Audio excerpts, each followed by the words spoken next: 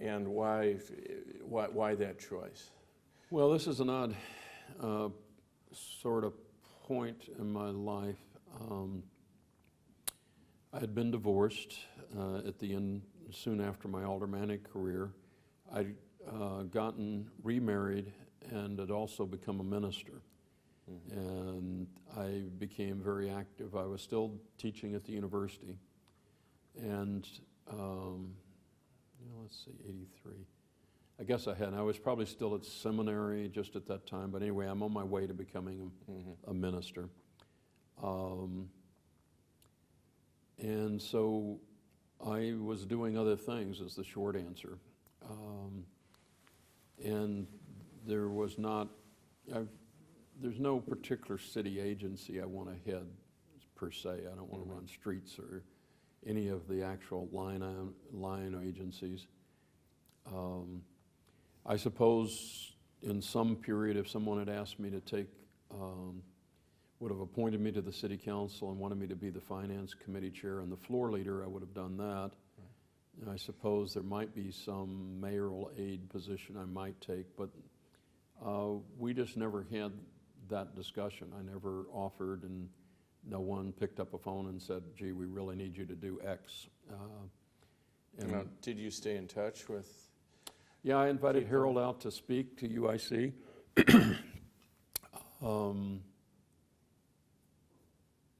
And he was very gracious, always very praiseworthy.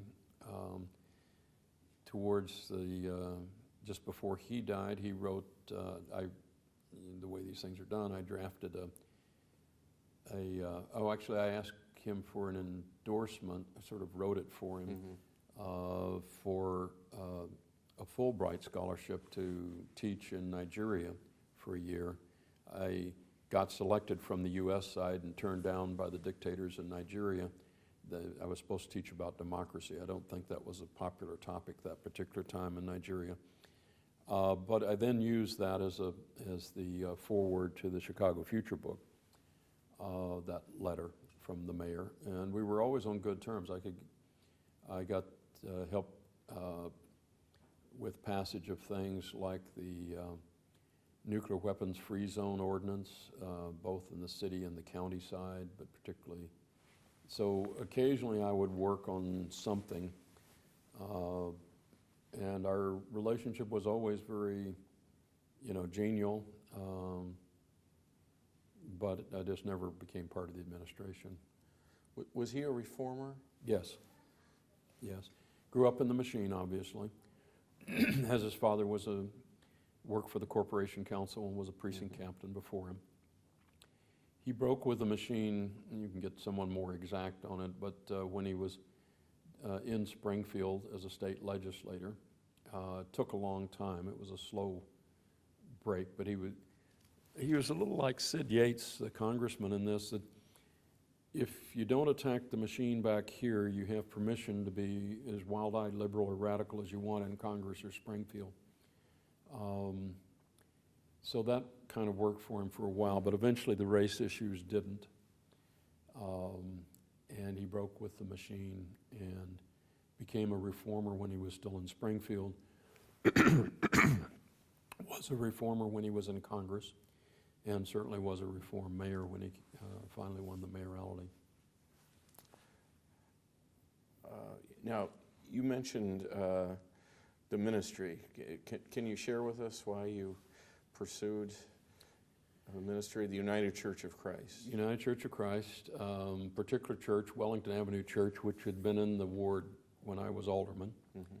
And I'd done a number of events there, both community events and some political events. Knew the minister, and the members of my staff had been part of the congregation. So I was, my second wife was a member there, so it was sort of a homecoming to become a member there. And as I became a member there, and in this period I did a lot of spiritual or religious exploration. I learned yoga, meditation, went to India as well as studying at the seminary. My wife and I and their kids were back at her sister's wedding, and it was an Episcopal wedding in a chapel. And I just had sort of a vision that I could be the person who was doing the wedding, the priest. Mm-hmm. And I paid attention to that, and I did go back to formally get seminary training.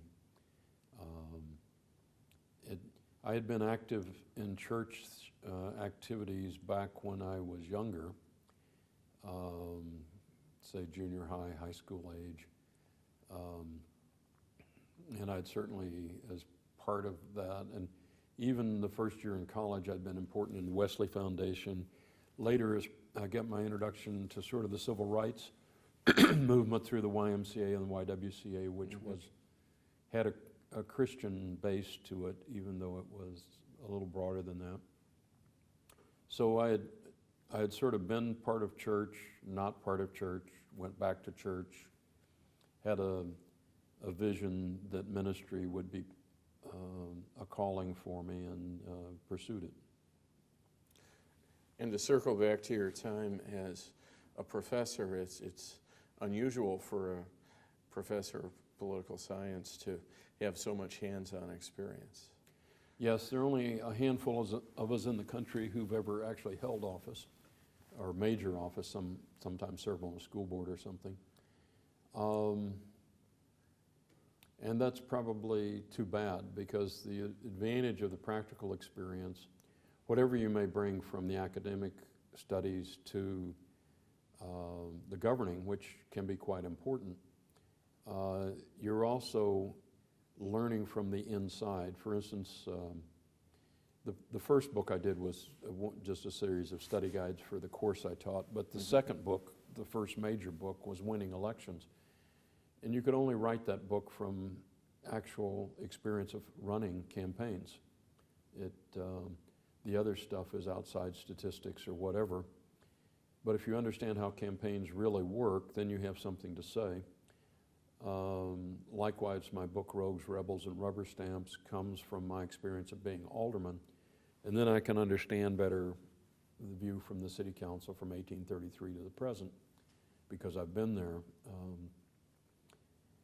Studying documents from the city council would never be enough to teach you that. So that it's sort of what in the jargon would be called experiential learning, then translated and refined and represented for other people.